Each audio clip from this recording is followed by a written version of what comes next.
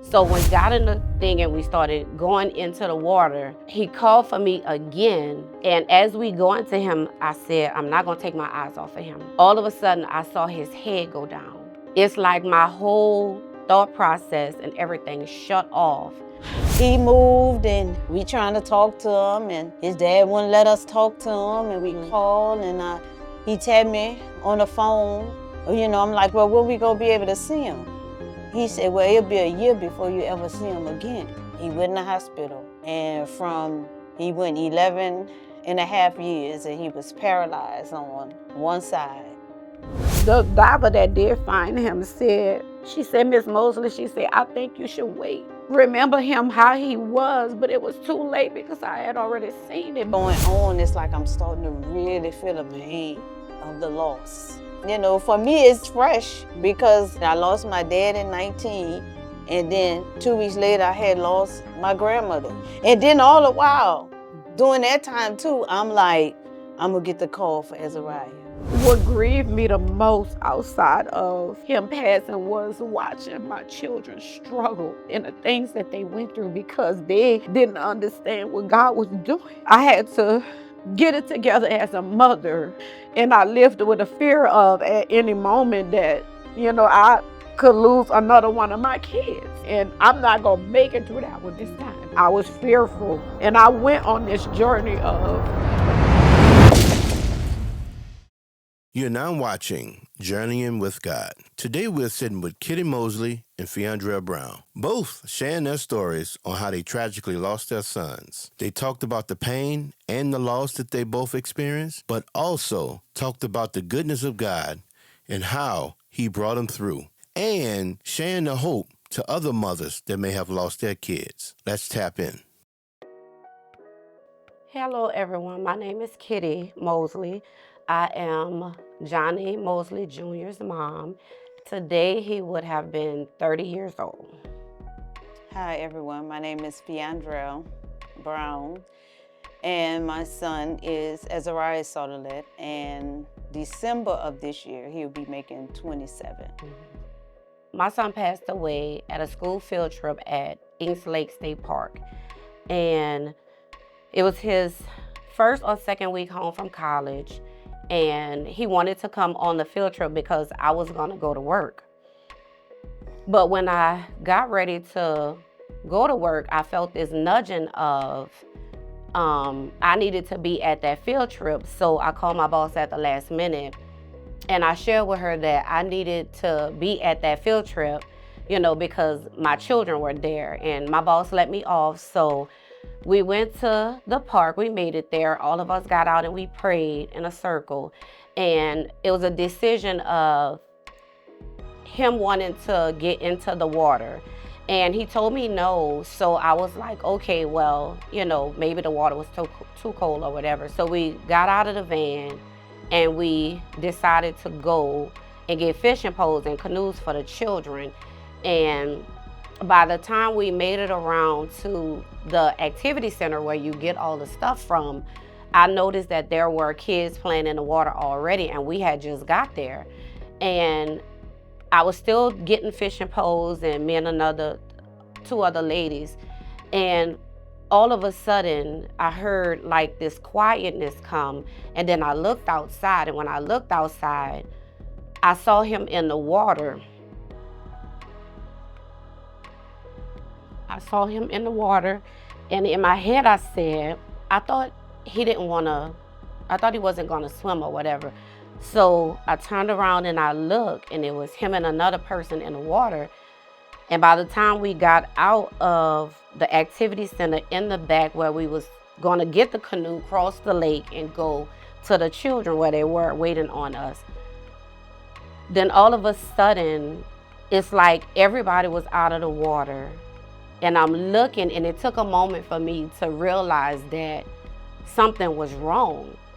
And then me and another person got in the canoe, and we was like, okay, we're just gonna go, and we're gonna, just go see what's up. But then I heard, "Ma, help me."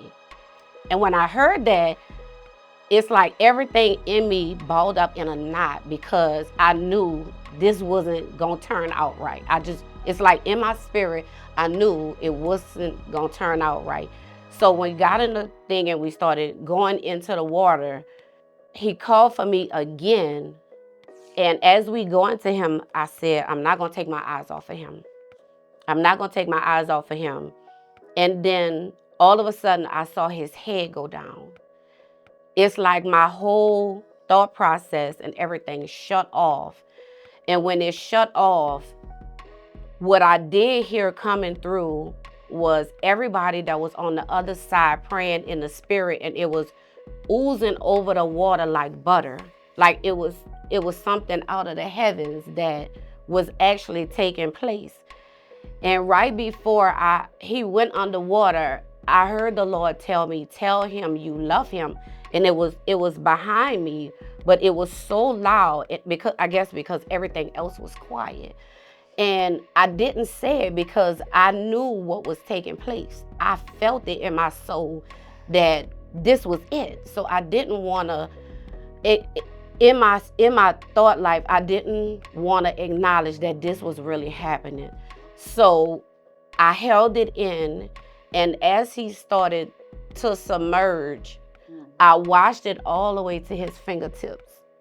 Came up, almost the surface, but they didn't come up high enough. But they was still in the thing is, when you see people drowning, they show different things on TV where they flailing and they throwing their arms. It was none of that. It's like the child was just sitting there like something was holding him up, because at that point, the other person started swimming back. And I remember saying, why did you leave him there? We're not there yet. You swimming. And the crazy thing was, Johnny could swim. He knew how to tread water, all of this stuff. But for some reason, he was just sitting there. And I'm like, Lord, this can't be happening. This is just not, it's not real. And I just kept hearing the prayers of the people on the sidelines just washing over me. And I had a cry from my soul, but it wasn't like a teary cry. It was, my soul was crying. I can't even explain it, but it was something I had never experienced before. And then as I watched his fingertips come up, I remember looking at the side and everybody was just praying. They was praying, and I got out of the boat and I felt an instant tug. It was sucking me under. When what it was an undercurrent where it was fighting him the most at. But I believe that God held him up just long enough. And I think he was really, I know he was making his peace with God, because the other person said that he kept saying, Lord, save me. Lord, save me. He knew where his help was going to come from, because it wasn't me. It had to be the Father. So it all happened. We got out of the water. This stuff happened in a matter, it felt like forever to me, but I think it was a total of 45 minutes or an hour. Because when we got out of the water, I went in the van and we drove back around to the activity center. I don't know why, but we did. And the sisters was praying over me. I remember it like it was yesterday. They was just praying over me. And I remember telling the Lord, I said, Lord, he was yours before he was mine. And I had to give him back in that moment. Like, that was my Gethsemane experience, where I had to allow God to take it. I had to give it to him. It was hard, but I didn't want to do it, but I did it because I knew, regardless of what I did, God's will was going to be done. And I said, Lord, he was yours before he was mine. And I just kept saying it. And I was praying in the spirit, and there was a different kind of tongue that I had. And when we got around, I sat on the steps, and there was this lady that was there waiting.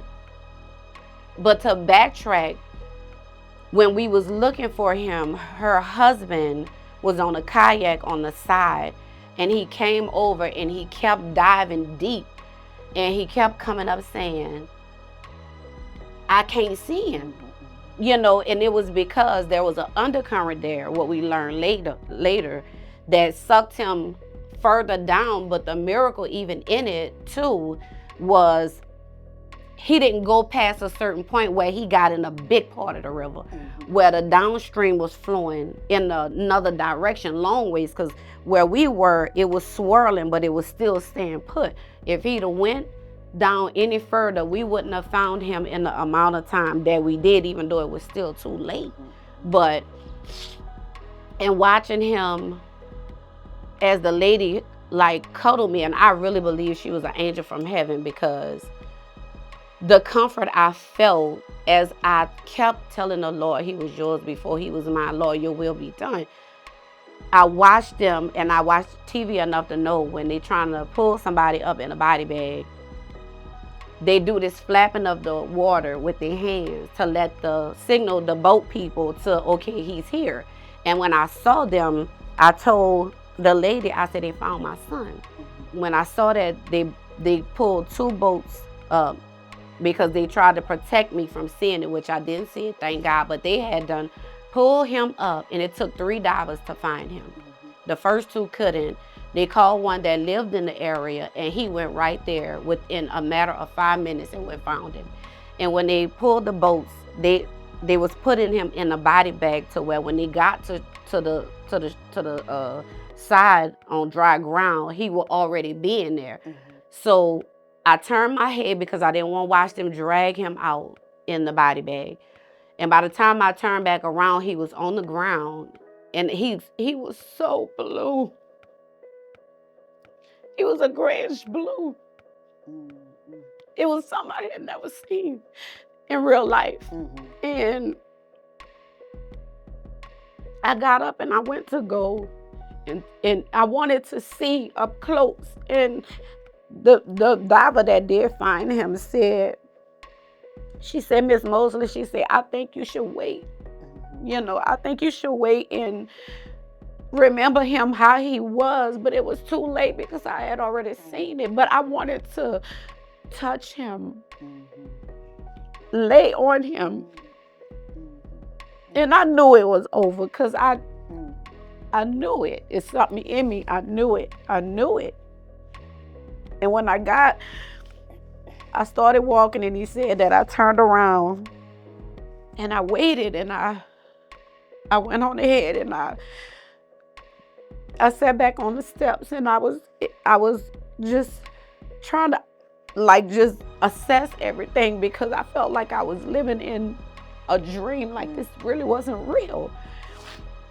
But the whole time, y'all, I knew that was what God wanted, because if it wasn't, he'll still be here. But all that time, after the funeral, I cried before the funeral. I didn't cry at the funeral. And after, my grief didn't really kick in until 3 months later. And it hit me like a Mack truck. I didn't want to live anymore. I didn't see the purpose in living. And I had to pull myself together with the help of the Lord, because I had 2 other children that I was raising that needed me more than me being consumed with how I was feeling. So I put my emotions on the back burner, because it was about my children now, And as some time passed, and what grieved me the most outside of him passing was watching my children struggle, with their faith walk with God. And they was, I think my youngest was 9 and the middle one was 13 or something like that. I'm not really sure, 15 or something.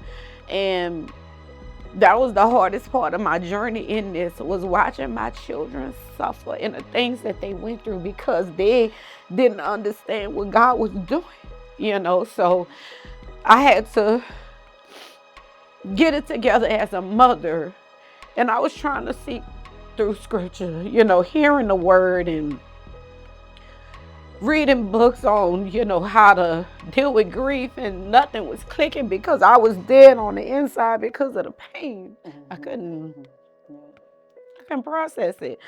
So over the years, I internalized my pain so I could focus on my children, because I felt like that's all what mattered in life was them, and I lived with a fear of at any moment that, I could lose another one of my kids, so it's like I carried this thing for years of, God might come for another one of my children and I'm not gonna make it through that one this time around, so I was fearful, fearful. And I went on this journey of, I went on this journey where I switched jobs.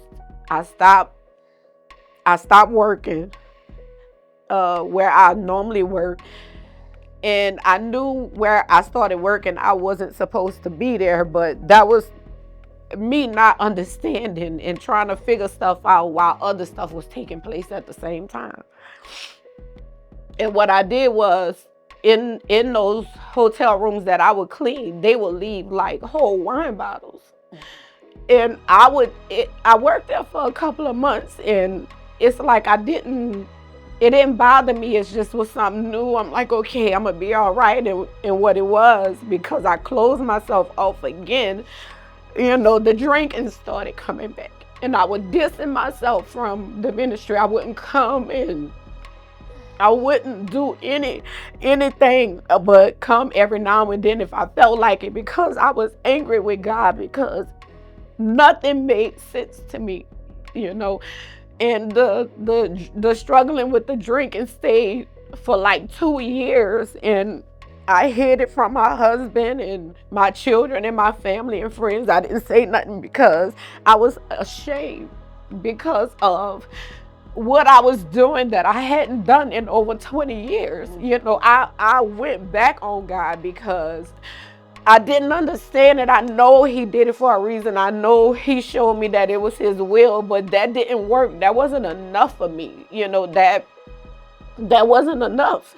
So I started seeking my peace inside of wine, because, expensive bottles of wine, because it would help me to just try to reason, it's not that hard, it's not that bad. But after the soberness come, it was right there again. And I mean, y'all, I struggled for 2 years with that, and I just thought, I'm like, okay, I'm just doomed, ain't no coming back from this, my life already screwed up, all kind of stuff happened, and things like that. But the blessing part in it was God gave me strength to be able to overcome. He kept me even when I didn't want to be kept in that area, because that's what gave me peace. So I thought, because after the high was gone, my problems were still there. And what it was, I was trying not to deal with it, what I was feeling with God. I didn't want to let him touch them hard areas. And that's why even now I have a hard time talking about it because of this, of the vulnerability, and, just saying that I just was angry with God, because 20 years, you should not be angry with God. You should know, this is what I'm telling myself, you should know, that God do everything for a reason. You saying that until something hit you and it touch you where it really hurt, and not understanding, it'll bring you to a place where, a place of darkness, and on top of that, having the thoughts of not wanting to live, that just made it worse, and I would be mad with myself, and I hated myself because I had went back on God after all those years, and I believe that God really had mercy on me, because he really knew that wasn't something I really wanted to do, but I was attacked in my mind because I was closed off, and I didn't want to really acknowledge that I was struggling in my heart with God, and when you struggling in your heart with God, you're going to put it on people. You're going to find reasons on why, you know, you don't want to stay still enough to let God deal with what's really in your heart, the reason you feel like that, you know. So I'm like, God help me, because I ain't stopped coming, you know. So all that to say is, on that journey with God, on this journey with God, it's been hard. But I do want to go back and say, 3 days before he passed, I was working in Horseshoe Bay, and I had this heaviness on me that something was about to happen, but I didn't know what it was. And it stayed on me for 3 days. And I cried inside the houses, and I was like, Lord, you know, because I already had went through a hard thing a year before that. And I'm like, Lord, I know it can't be this again. It can't be this again. And all that was the anger part of being mad with God too, of that too, you know, serving God all these years, and this is what it come to, you know. So those 3 days, the feeling that I had, it set on me so heavy. I felt like I had a ton of bricks sitting on me, and I felt like I couldn't come up, and the only thing I could do was pray in the spirit. Words didn't come out, none of that. Just praying in the spirit and trying to ask the Lord, whatever it is, keep me. Whatever it is, keep me. And 3 days later, that's what it was. So it's been a hard journey, y'all, but I am grateful that God didn't let me stay out there in the sin that I was in my head, and the things that I was doing. And I thank God that he loved me enough to bring me back to this side where I could complete my healing with him, because I kept running, you know, because I didn't want this area to be touched. And God gave me 2 dreams. I had a dream maybe 5 years ago that a news reporter with a camera just like this one was outside at a store, and she was beckoning for me to come, and I was like, no. And she was like, you have to tell your story.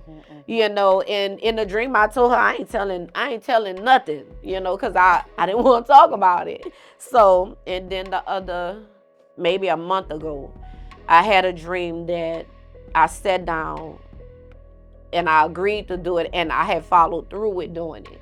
And I had to do it today, regardless of whatever is taking place. I had to do it. But y'all, I'm grateful that God kept me. As much as my children struggle, God is still keeping them, you know, that it could be worse, you know. And God keeping my marriage, because inside of grief, marriage could tear a family apart if you don't bring it to the one who can fix it and who can keep it together. My encouragement is, if you're dealing with something and you having a hard time processing it, don't run. Don't run. Because if you run, you ain't giving God a chance to fix it. And show you in it. It's something you got to get out of this, because if it wasn't, you wouldn't be here. And when God tell you to do something, do it. And the regret that I live with is when I heard the Lord say, tell him you love him. And I didn't do it. And I live with the regret of, why didn't I just obey God? Because I believe it would have brought me peace. You gonna live with your decision on why you didn't do it. You know, why you didn't obey, why you didn't when he told you to do it. You know, you live with that. So it's a learning thing with everything that we go through. You know, it is obey God.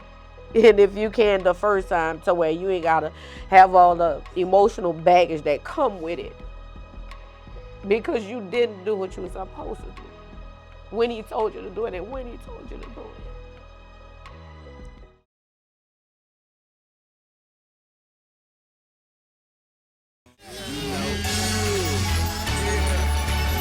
Yeah, let's go. Yeah, I'm gone. Yeah.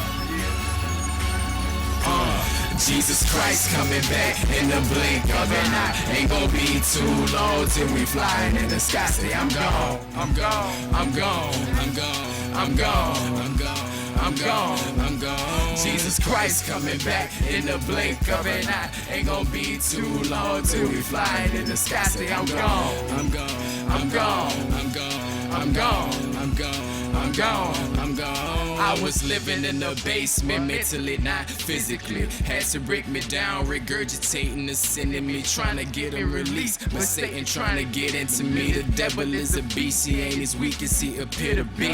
He had me locked down, I was trying to escape. Feels like no one's around, but Christ was building my faith. Wanted to give in, but I had to pay the cost. He said I couldn't win, but in fact I never lost. Ever since the day that I received salvation, victory is mine, it never belonged to Satan. Losing ain't an option, I'm a son of the Father.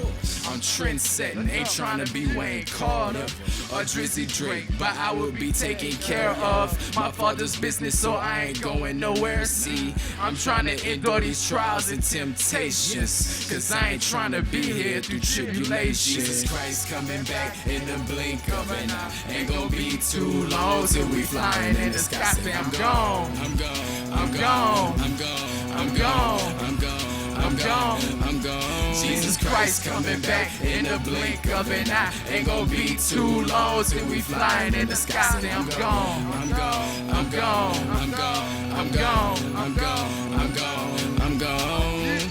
In these past few months I've been through a lot. Me and my family going through, it was getting hot like fire. I was losing my desire to pray and read my word, but I had to do it in spite of what I was going through, doing what I ain't wanna do. I couldn't quit, Lord knows I had to follow through. Sometimes at night I cried, cause it was getting hard. Trying to stay strong, but my pain leaving big scars. My heart full of questions, why this happened to me? He said cause I got plans for you that you can't even see. I said, alright, cool. Then I let him go to work, shaping and molding, chiseling me where it hurt. To live is to die is the game. I got life in Christ, no longer the same. I've been reborn, made new.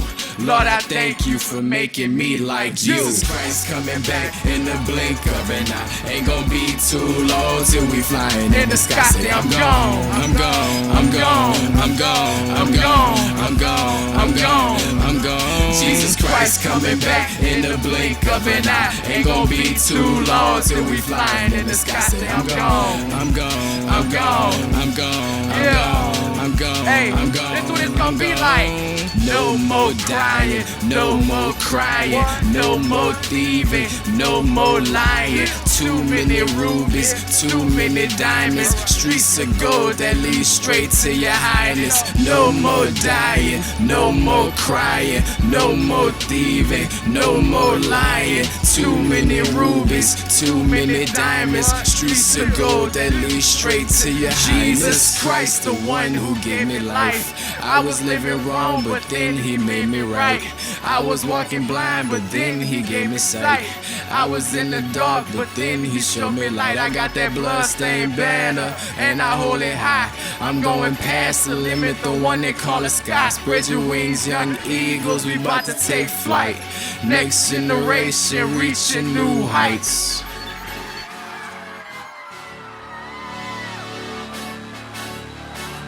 What we tell them, I'm gone, I'm gone, I'm gone, I'm gone, I'm gone, I'm gone, I'm gone, I'm gone. Yeah. This what we tell them, I'm gone, I'm gone, I'm gone, I'm gone, I'm gone, I'm gone, I'm gone, I'm gone.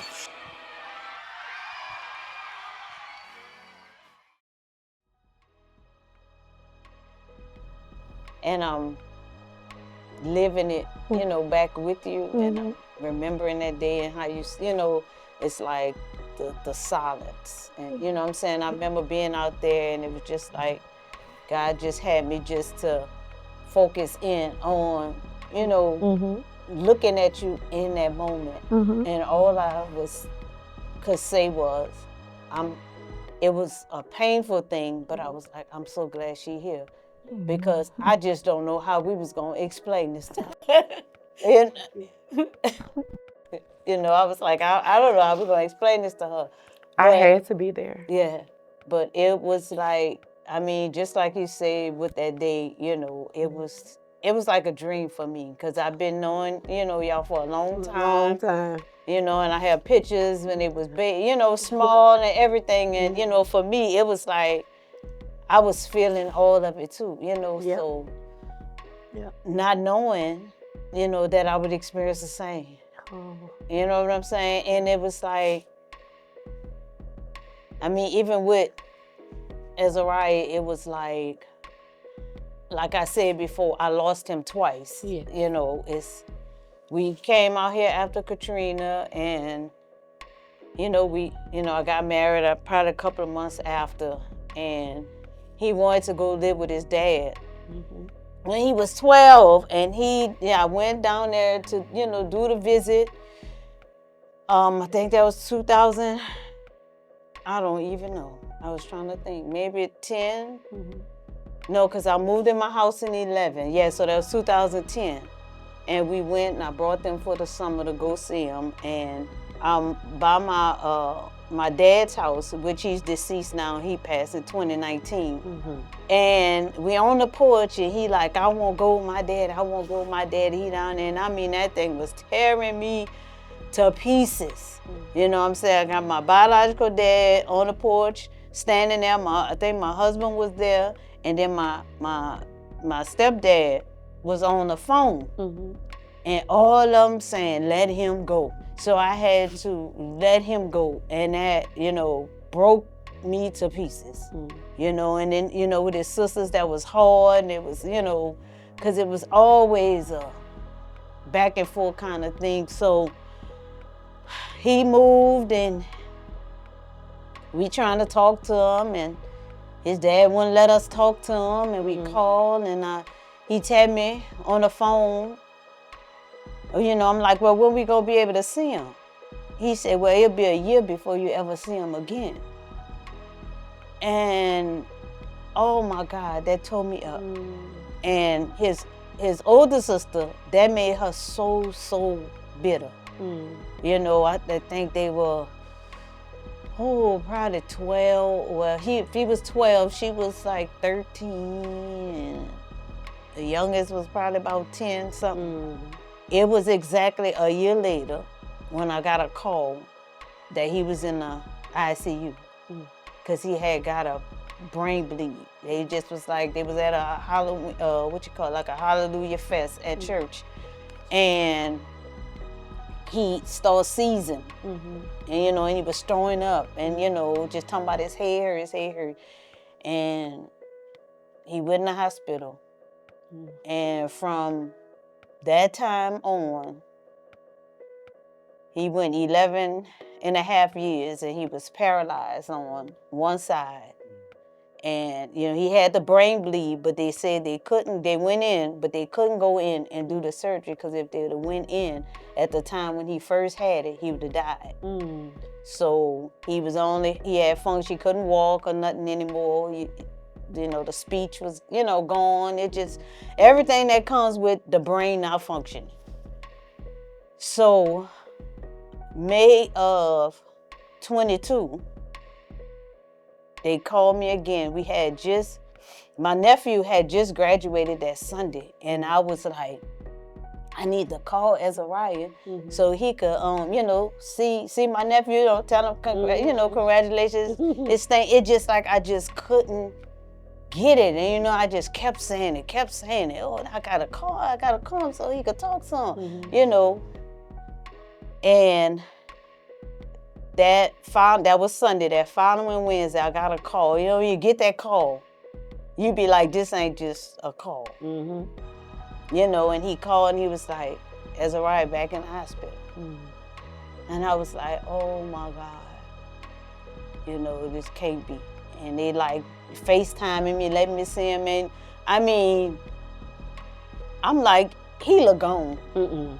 To me, you know what I'm saying? It's like y'all trying to convince me, well, the doctors wasn't. You can see it in their face with his dad. He trying to convince me that he's still there, and I'm like, he's not there. You know, it's like there is no function, no brain functioning going on. I had to stop what I was doing, and I had flew into New Orleans, and I was like, go in the hospital room, and they show you the CAT scan and all that, and you seeing the blood, or you know what I'm saying? It just covered. You know what I'm saying? You like, this is like the end. And I mean, it's just like, in between that time, from when he left to the time he passed, was so hard. It was like I couldn't see him when I wanted. You know, I had to go through it just was, oh my God, it just, I'm gonna, you know, it was just like he said, I'm gonna control this. I'm, you know, just gonna do this how I want. You're gonna send what I want. Mind you, he was in the hospital in between that 11-year time. He was going back and forth to the hospital. So I spent lots of time in New Orleans in that 11-year gap. And I was like, you know, this is like, you know, hard. You know, it's like, you know, will this, you know, end? And I was asking God, I was, you know, and then they did the, well, actually, when the doctors was talking, he actually passed the day before. But you know how they try and just keep him alive? Because one of the things was because he was an organ donor. Okay. So they had to keep all his organs functioning, but his brain was dead. So in order for them to pronounce him dead, they had to do where they skeet like a cold fluid or cold water into his ear. And you know, if you're alive and somebody shoot that in your ear, you're gonna react. So it's like they doing, I'm like, y'all don't have to convince me. He's not here, you know. And he doing it, and they doing it, and it was just like everything in me just, it just left. I was like, okay, this is really the end. You know, I'm like, it's painful because you got a child that you can't even really raise. And then when they see you, you know what I'm saying, it's like restrictions. And then they be like so happy to see me. You know, all the pictures I have of him and me traveling, it's like I knew when there was a picture that he took, if I was coming or he saw me, because he had the biggest smile. You know, he had the biggest smile. You know, but it's 2 years, but it's like yesterday. Yes. It feels like yesterday. And I mean, it's just like so much in the story and so much involved in, you know, losing. And I'm like, this is my only son. You know what I'm saying? I look at people, they got more than one son, and I'm like, I just had one. You know, God took, you know, my one. You know, and I'm like, you know, what he would have been, you know, what, you know, it's just, what it's like, who would have married, and, you know. How many kids they how many kids, because, you know, he'd probably been married at 18 as soon as he graduated from high school. You know, but you know, it's just so much in it, and I'm like still like processing it, and, you know, and I, you know, try to find like retreats or something just to kind of help me make it through this, because like you say, when you got other children, it's like you got to be strong for them. And it's like as time going on, it's like I'm starting to really feel the pain of the loss. You know, and it's like you try and do something, you got the day that he passed, and then you got his birthday that comes. And then you just think of an event or just something you could be doing in a house, and you be, you know, you're thinking it just comes, and, you know, you know, it just never leaves. And, you know, for me, it's fresh because, like I said, I lost my dad at 19. And then 2 weeks later, I had lost my grandmother. 2 weeks later. So it was like I buried him, I came back home and saw her that Monday, and she died that Friday. You know what I'm saying? And then all the while, during that time too, I'm like, I'm gonna get the call for Azariah. It's like how you know what I'm saying? It's like this torment that you live in, because I knew from that day he got sick the first time, that one day I'm gonna get a call. And then now you be like you say, now you be wondering, he gonna take another one? You know, it's like, you can't even explain what you go through, you know. And I went through the a grief share class. I think it was last year I went, and he had the little something in a book, and it was like journey with God through your loss. So it was like he gave me this idea, with this shirt, and instead of me putting journey with God through my loss, I put journey with God, and I put it the day he was born and the day he passed. So this is through my loss. That's neat. Yeah, that's neat. And I showed it to my sister. She always come up with ideas, but it's like I just read. Yeah, you know what I'm saying. You just look at it, and it's like, okay, God, I got to journey with you through this, because he didn't say it was gonna be easy. He didn't say it wasn't gonna hurt. But he just like, let me walk you through this. You know what I'm saying? It's like yours was instant.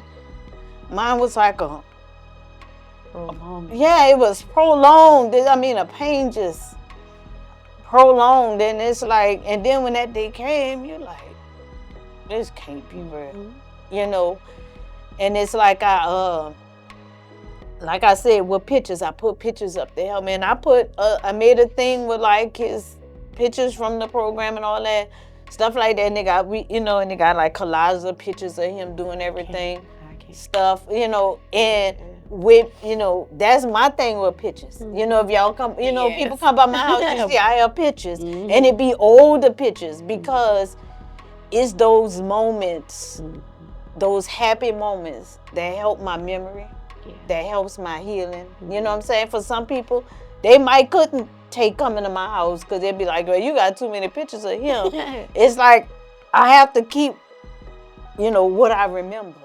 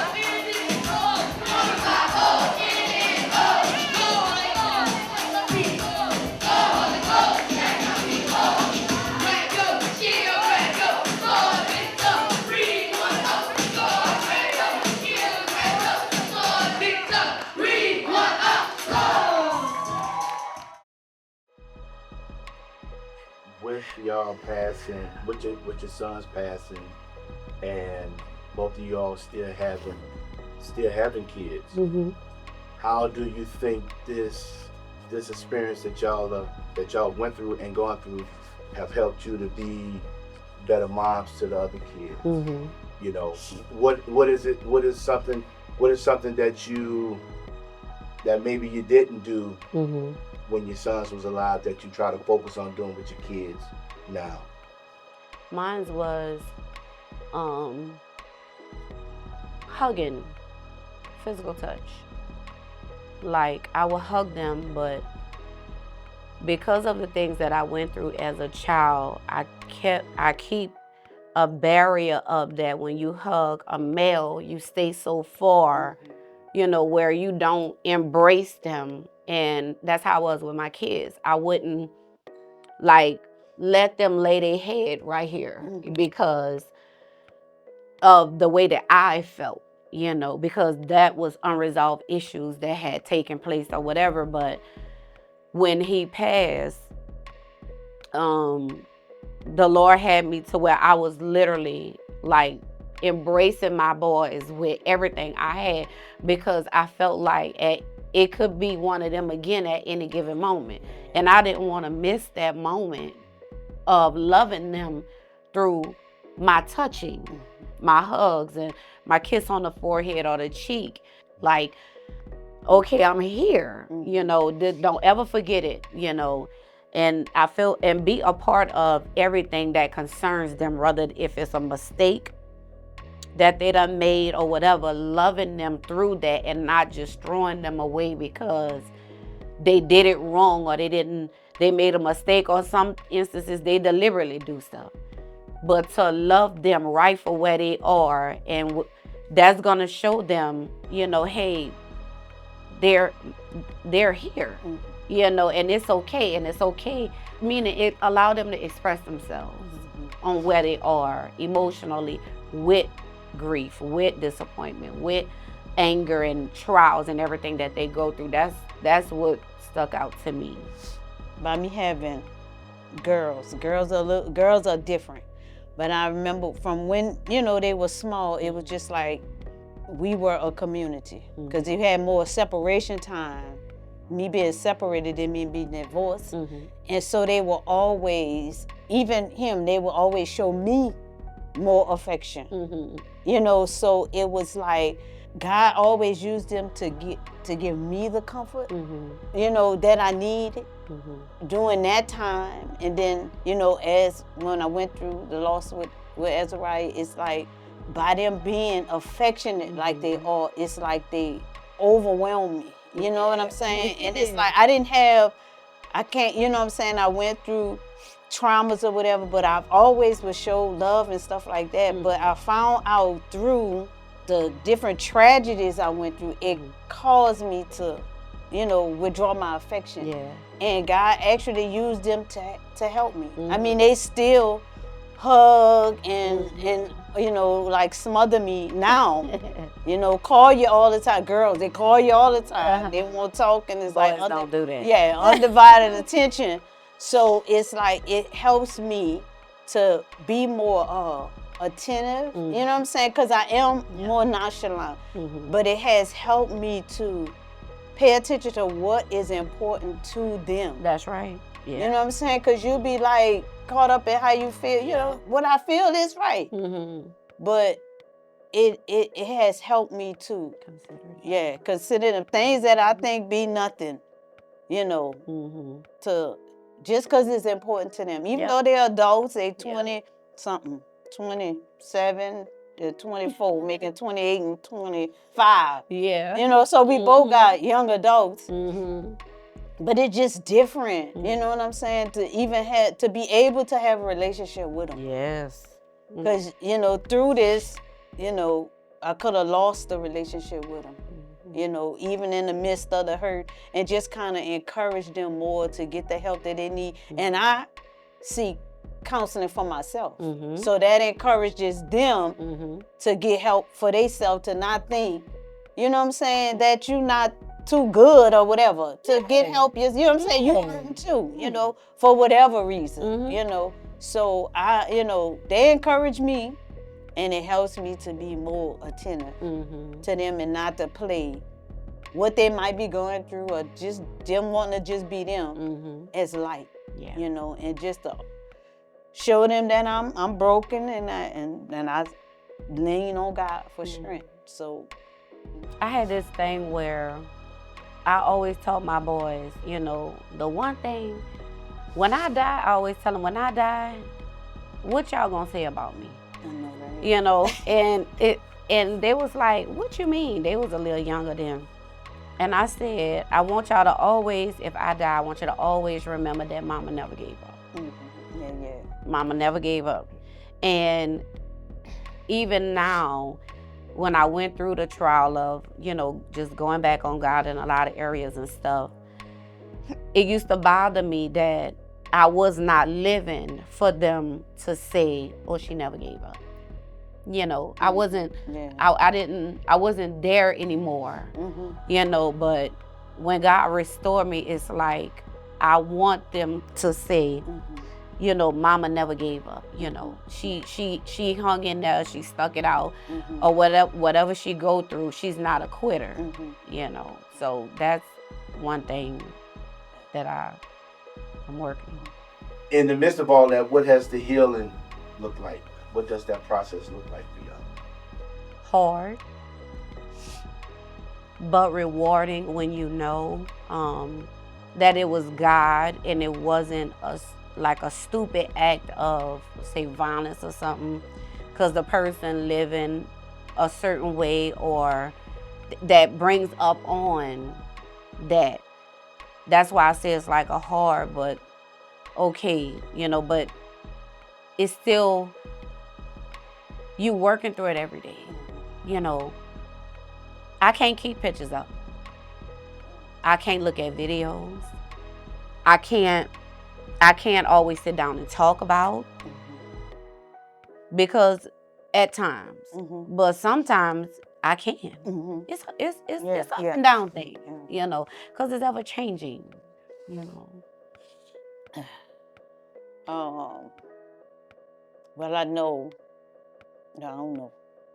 We go sing at this nursing home, the praise team. And these people have Alzheimer's. And this particular time, I was like, you know, I'm just about done with this singing. You know what I'm saying? I'm tired. You know what I'm saying? You got to be singing through it. You know, I'm just tired of singing through it. Yeah. You know, I'm just tired of singing through it. And that old lady, she took my hand. You know, you tell her, God bless you. She said, keep on singing. Oh. Now, I know this lady ain't gonna, we come every month. This lady don't remember nothing we do from time to time. And she said, keep on singing. And that whole week, I get somebody, he was used to older people, because I have a thing with older people and little children. Yeah. Teenagers. But, you know, that whole week, it was just to say, just keep on singing. Because I be like, you know, why you gotta sing when, you know, when you be hurting? You know what I'm saying? And it's like, you know, I be thinking about, I'm gonna just stop singing. I would just take a break. I just, you know what I'm saying? I'm tired of, you know, why I sound like I gotta, you know, I'm going, you know what I'm saying? I'm going through something or something. You know, it's like, but I have to keep singing. I don't want to sing. I don't want to keep singing, but just to be around is I would say the people he put in my path. I would say that's what God used something tangible for me to be able to help me to keep going, you know, and it be rough sometimes, and then somebody just out the blue, like that lady, just keep on singing, baby. You know, but I would say that for me. If you had to go back 5 years later, what would you tell the woman that you are? Gotta keep going. Gotta keep going. This ain't the end of the world. And God has not thrown me away, you know, because of the mistakes that I made through that process up until the 5 years, you know, and thereafter is to keep going, you know. And even when it looks hard, you know, find a reason to thank God anyway, you know, because if you could find a reason to thank God when it's hard, you know, a lot of times it'll get you over that hump of feeling defeated, feeling lost, you know, just feeling like things just not making sense anymore, you know. And when you could thank Him, it helps bring about like this vision of, you know, God see before me anyway. He see before me. He saw while I was going through, but He saw after me as well, you know, meaning where I'm going to be, who I'm, you know, things like that. And it's just got to keep going. I would just keep hold, like you say, just keep pressing, keep, you know, keep with it, you know, and just surround yourself, you know, with encouraging things, encouraging people, and, you know, just don't lose focus. So, you know, just hang in there. For the mothers that may have lost their child, or have lost their child and have lost all hope, what would y'all tell them right now? My thing is don't get mad with the God that can fix it.